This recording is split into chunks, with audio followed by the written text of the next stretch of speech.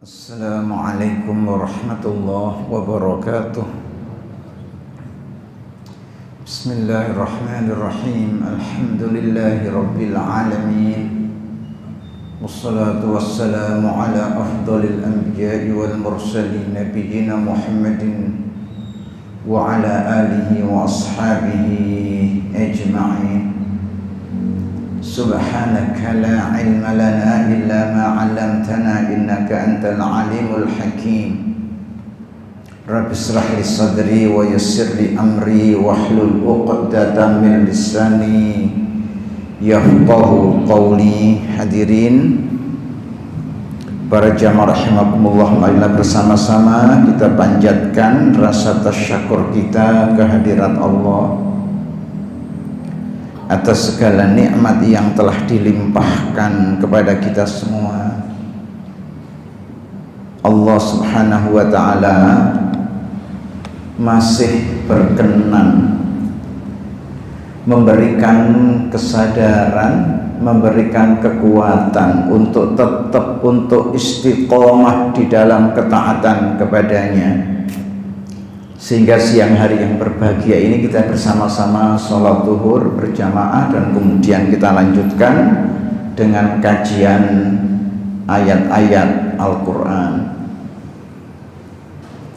Pada kesempatan kali ini kita akan membahas atau mengkaji Quran surat Al-An'am ayat 151, di mana Allah berfirman, a'udzubillahi samiil alim minasyaitonir rajim. Qul ta'alu atlu ma harrama rabbukum 'alaikum alla tusyriku bihi syai'an wa bil walidaini ihsana wa la taqtulu awladakum min imlaq nahnu narzuqukum wa iyyahum wala taqrabul fawahisha ma dhahara minha wa ma batan wala taqtulun nafsal lati harramallahu illa bil haqq dzalikum wassakum bihi la'allakum ta'qilun. Allah bicara kepada nabinya Muhammad sallallahu alaihi wasallam, "Hei Muhammad, berikanlah pencerahan kepada masyarakat yang menyimpang di dalam keyakinan dan perbuatannya. Berikanlah kepada pencerahan kepada masyarakat yang menyimpang di dalam penegakan dan penetapan hukumnya.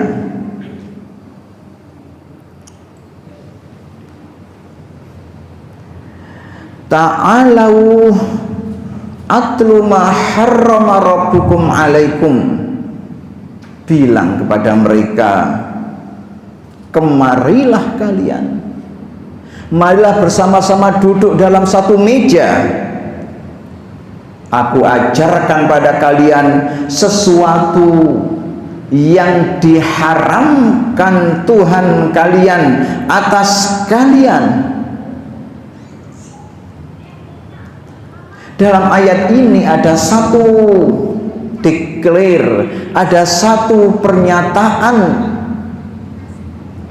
bahwa Tuhan manusia itu adalah satu, bahwa sesembahan manusia itu adalah satu.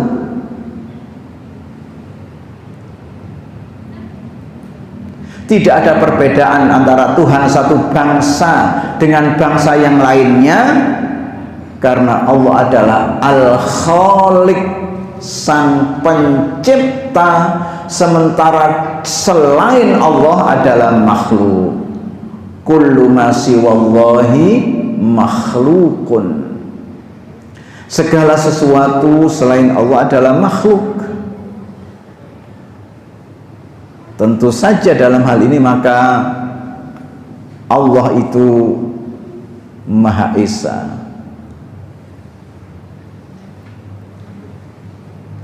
Selain Allah adalah makhluk.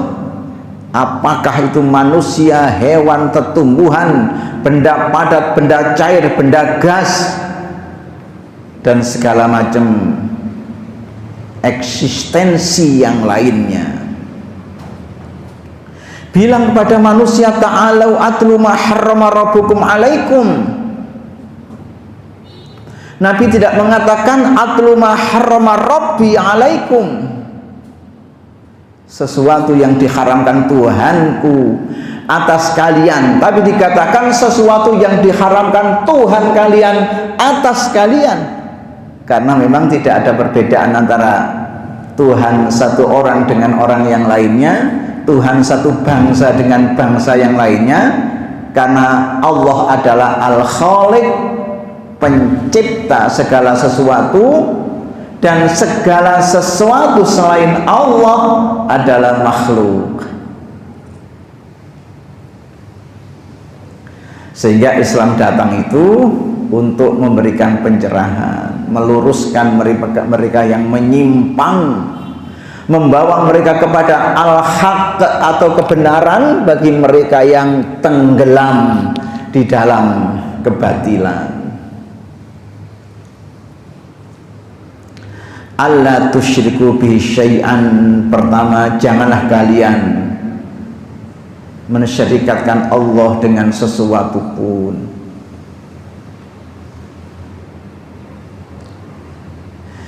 Hadirin, kalau di akhir ayat ini dikatakan zalikum wassakum bihi la'allakum ta'qilun, itulah sesuatu yang diwasiatkan Allah kepada kalian agar kalian berpikir, agar kalian berakal.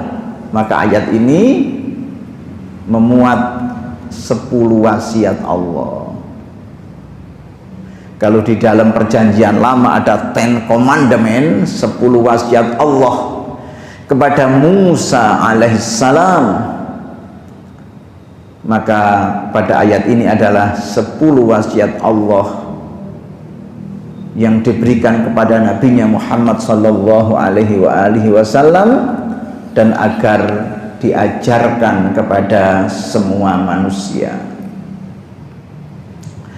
Kalau Nabiullah Musa alaihissalam diperintahkan oleh Allah agar mengajarkan 10 wasiat itu kepada Bani Israel,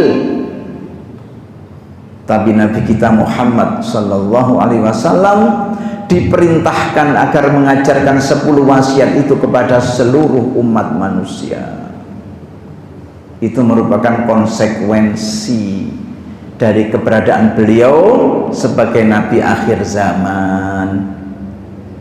Maka Muhammadun aba ahadim mir rijalikum walakin Rasulullahi wa khataman nabiyyin. Itu pernyataan Allah di dalam Al-Quran, bahwa Muhammad adalah pamungkas para nabi dan utusan Allah.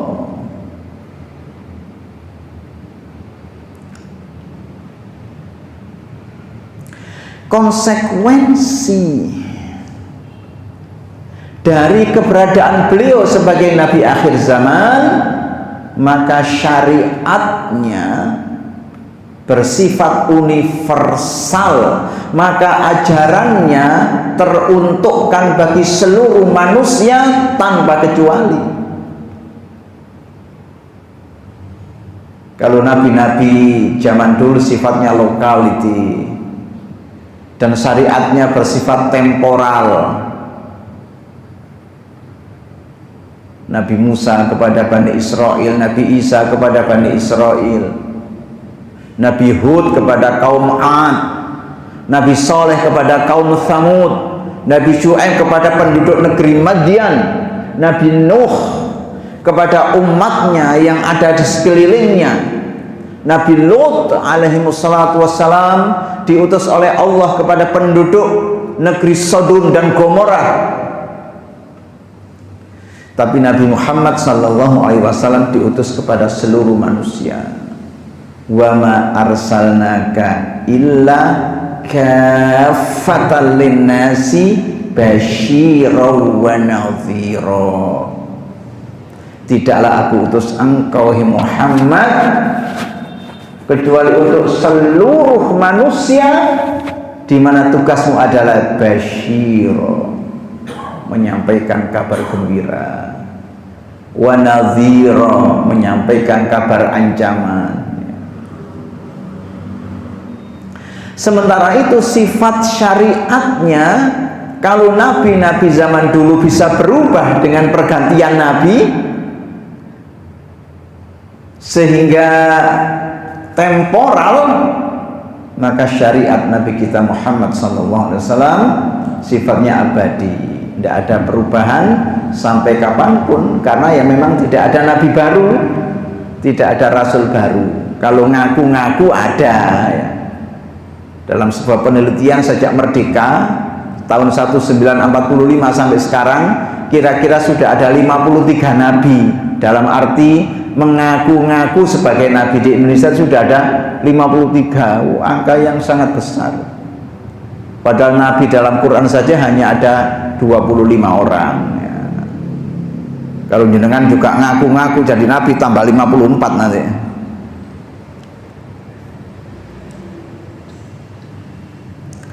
Pertama, alla tusyriku bi syai'an, janganlah kalian mensyirikatkan Allah, menyekutukan Allah dengan segala sesuatu selainnya. Manusia diharamkan menyekutukan Allah dengan apapun dalam segala aspek kehidupannya, baik dalam keyakinan dalam hatinya, baik dalam perkataannya, baik dalam perbuatannya. Hadirin para jamaah rahimakumullah, intisari dari ajaran Islam itu adalah akidah tauhid, dan itu memberikan satu efek, satu dampak yang luar biasa.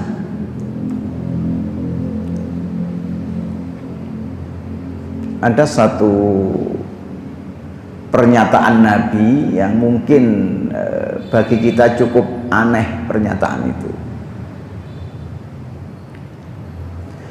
Nabi mengatakan bahwa manusia-manusia yang segenerasi dengan dirinya, yang disebut generasi sahabat, sebagai sebaik-baik generasi. Nabi mengatakan khairun nasi qarni thumma alladhi yalunahum thumma alladhi yalunahum. Sebaik-baik generasi adalah yang hidup bersamaku. Maksudnya adalah generasi sahabat, baru berikutnya, baru berikutnya. Pertanyaan apa sih yang dibanggakan dari generasi sahabat, apalagi dari sisi peradaban? Mereka-mereka itu adalah kelompok manusia yang tertinggal dalam hal peradaban dan tidak meninggalkan tonggak-tonggak peradaban yang bisa dinikmati sampai sekarang. Tonggak-tonggak peradaban kaum muslimin itu kan belakangan, ketika peradaban sudah maju. Kalau jenengan pergi ke Istanbul, ada Masjid Sulaimaniyah, masjid yang dinisbatkan kepada Sultan Sulaiman Al-Qanuni, yang kekuasaannya hampir 2/3 dunia waktu itu, saking luasnya. Kalau jenengan sampai sekarang pergi ke Spanyol, ya, yang pernah kami ceritakan di Sevilla, itu ada subhanallah masjid-masjid yang amat megah, amat indah, dengan ukiran-ukiran yang sedemikian detail. Tapi ya sekarang sudah jadi gereja ya. di Cordoba juga begitu, dengan Masjid Cordobanya. Di Granada juga begitu, dengan Istana Alhambra atau Alhambra yang sedemikian indahnya.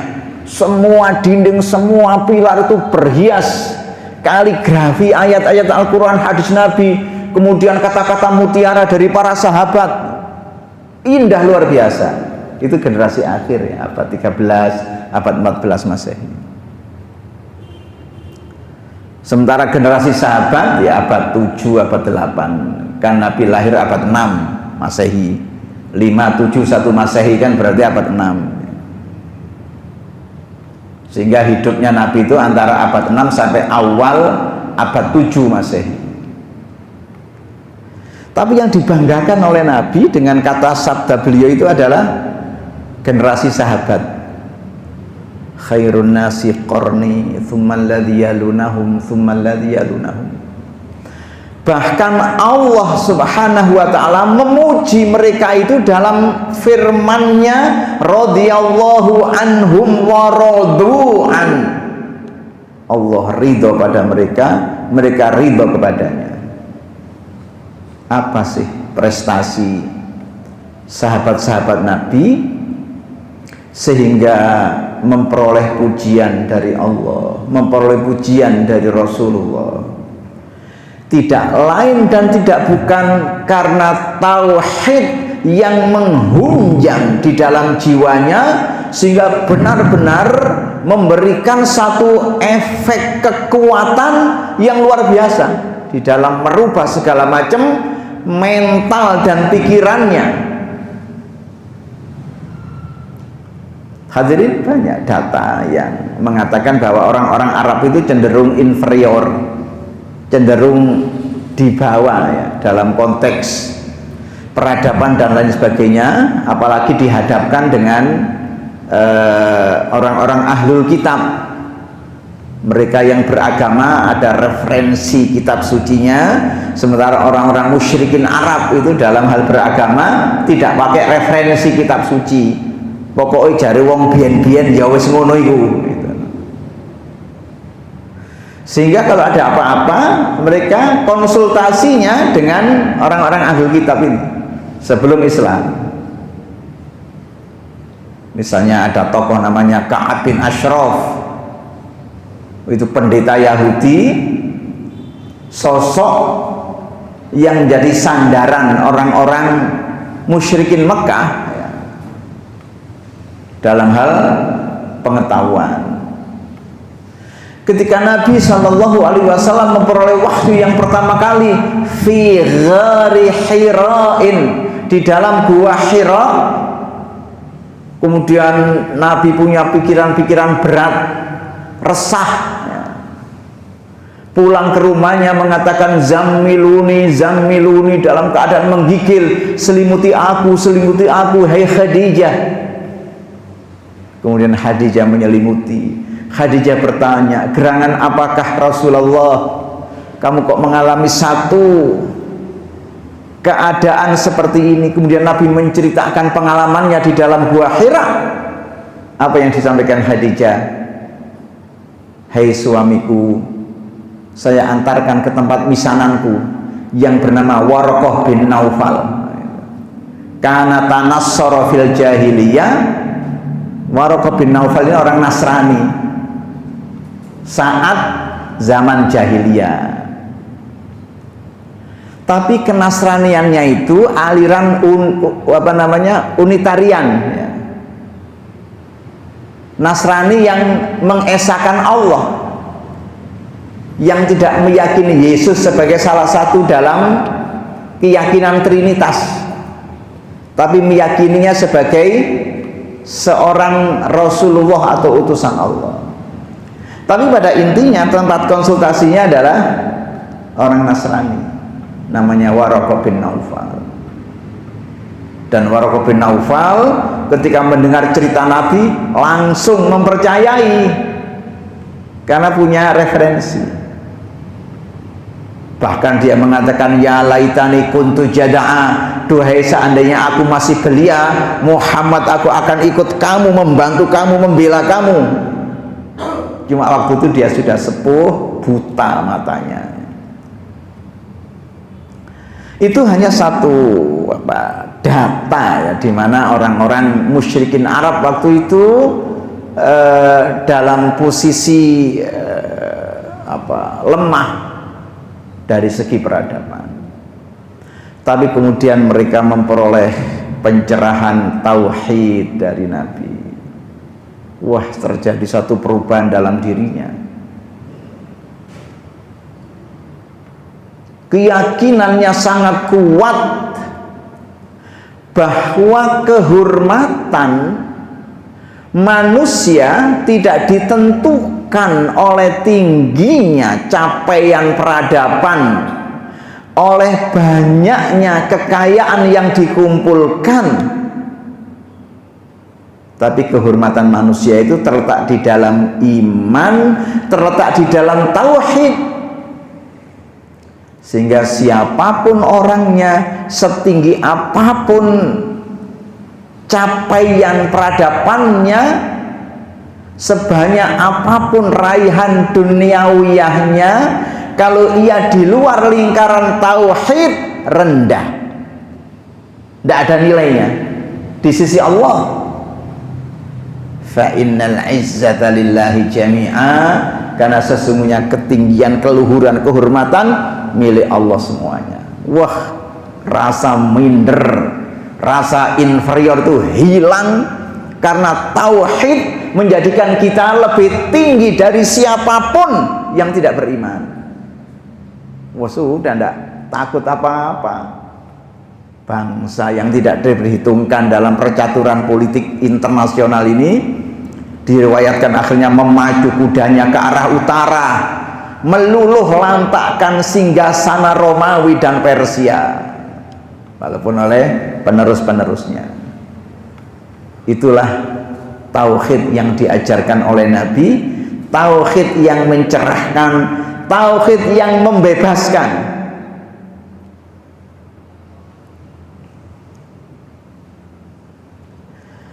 Wasiat pertama, Allah Subhanahu wa ta'ala memerintahkan nabinya untuk memberikan pencerahan kepada masyarakat terkait penegakan hukum, bahwa mereka tidak boleh menetapkan hukum sekehendak nafsunya. Yang kedua, tidak boleh menyekutukan Allah dengan apapun dalam segala aspek kehidupannya, dalam keyakinannya, dalam perkataannya, ataupun dalam perbuatannya.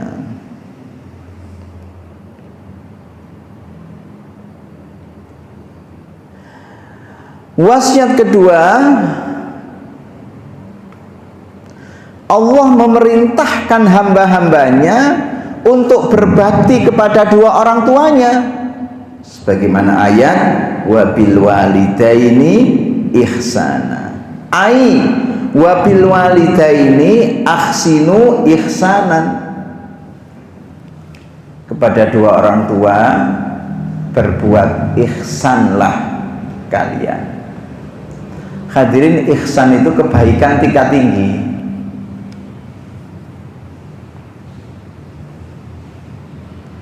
Kenapa? Atau apa hikmah dibalik perintah Allah kepada hamba-hambanya agar berbuat ihsan kepada dua orang tuanya? Tahu alasannya? Karena orang tua kita sudah berbuat ihsan habis-habisan kepada kita, maka sungguh tidak pantas dan tidak seyogyanya kalau kemudian ada orang tidak berbuat ihsan kepada kedua orang tuanya. Walaupun tentu saja kasih ibu sepanjang jalan, nah, gitu pepatahnya. Kasih anak sepanjang cupak.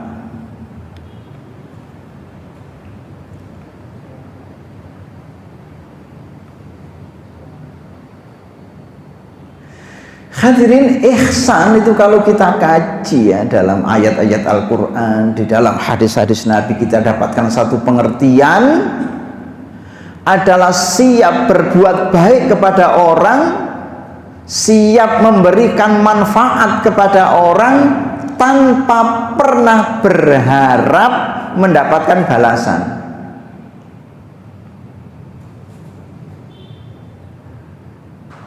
Kalau jenengan seorang pengusaha datang ke tempatnya seorang pejabat, berbuat baik, bawa duit rong koper, itu ada maksudnya, golek order.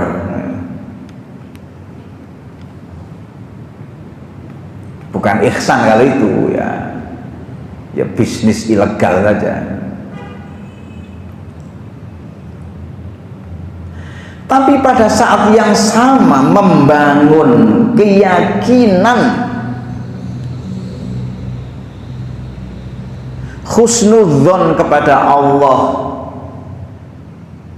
berbaik sangka kepada Allah bahwa setiap kebaikan yang ia lakukan pasti dapat balasan yang baik juga dari Allah.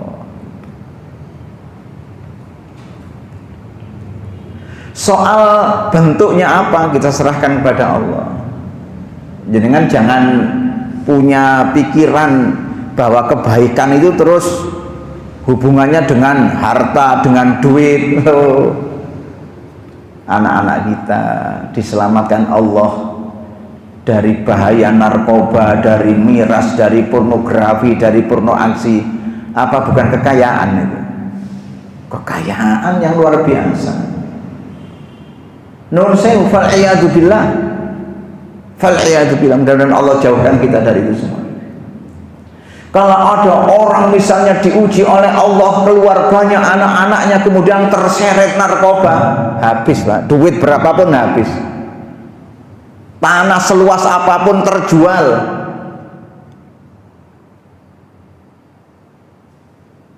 Kesalehan anak-anak kita itu kekayaan yang luar biasa, belum yang lain-lainnya. Jadi dengan sehat, pohong melbu, telo melbu, sehat, wah orang-orang itu takut, tidak berani makan kikil, tidak berani makan sate gulai, tidak berani makan urang windu. Jadi dengan sehat semuanya masuk menikmati kenikmatan-kenikmatan dunia. Mahal harganya kesehatan itu. Tuas duwe sak keranjang gledeki bendina kok apa namanya makan nasi empok gaya punya gaya soro-soro tiba gak oleh mangan urang windu.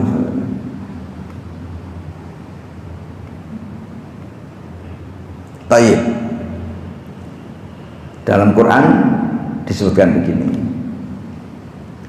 yufuna bin nadhri wa yakhafuna yawman kana syarruhu mustatira wa yut'imuna at-ta'ama ala hubbihi miskinan wa yatiman wa asira innama nut'imukum liwajhillah la nuridu minkum jazaa'an wa la syukura.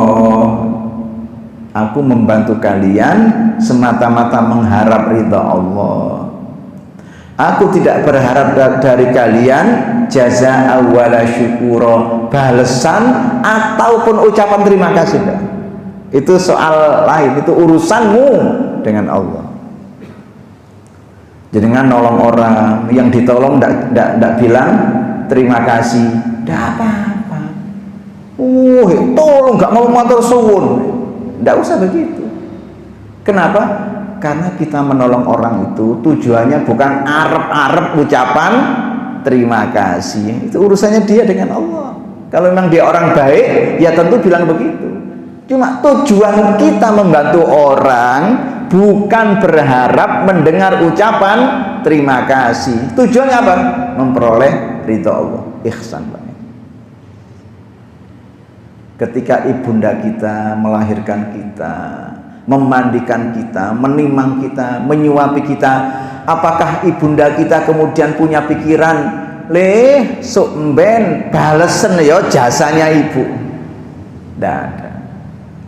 benar-benar dedikasinya sebagai ibu mengharap ridha Allah. Makanya ada pepatah, satu ibu bisa merawat 10 anaknya, tapi 10 anak belum tentu bisa merawat ibunya yang cuma satu itu. Dek ya apa mak iki wis tuwa, wis gak iso lopo-lopo. Aku wis sibuk proyek akeh. Melok awakmu ae mak iki. Ngene omah gak ono sing nunggoki. Ya gak apa-apa cak melok aku pokok sawah sing kidul embong yo kekno aku. Lah aku wong ngramut tok gak apa-apane. Yo gak iso ngono wong dulure akeh kok. Durung-durung wis njaluk sawah kidul embong. Padahal ketika ibundanya dulu merawat dirinya, tidak ada pikiran-pikiran seperti itu. Yang terakhir dari wabil walidaini ihsana itu adalah hadis Nabi. Ala unabbiukum bi akbaril kabair. Qalu bala ya Rasulullah. Qala al isyraku billahi wa uqul walidaini wa uququl walidaini wa syahadatuz zur. Al hadis rawahul Muslim. Rawahul Muslim. Nabi pernah bilang kepada para sahabatnya, maukah kalian aku kasih tahu dosa besar yang paling besar? Dosa besar itu banyak, tapi di antara dosa besar itu ada yang paling besar. Para sahabat mengatakan, bala ya Rasulullah. Nggih, siap ya Rasulullah. Qala, Nabi bilang, al-isyraku billah. Pertama, syirik kepada Allah. Wa uququl walidain. Kedua, durhaka pada dua orang tua. Termasuk dosa besar yang paling besar. Jangan jadi malin kundang. Itu dosa besar yang paling besar. Yang ketiga adalah saksi palsu di pengadilan. Besar, dosa besar yang paling besar. Saksi palsu di pengadilan. Gara-gara saksi palsu yang tidak bersalah bisa masuk penjara. Gara-gara saksi palsu penjahat bisa lenggang kangkung di jalan raya. Insya Allah kita lanjutkan pada pertemuan-pertemuan akan datang. Mudah-mudahan yang kami sampaikan bermanfaat. Mohon maaf apabila ada kelebihan ataupun kekurangan, salah kata ataupun kekhilafan. Aqulu qauli hadza wassalamu alaikum warahmatullahi wabarakatuh.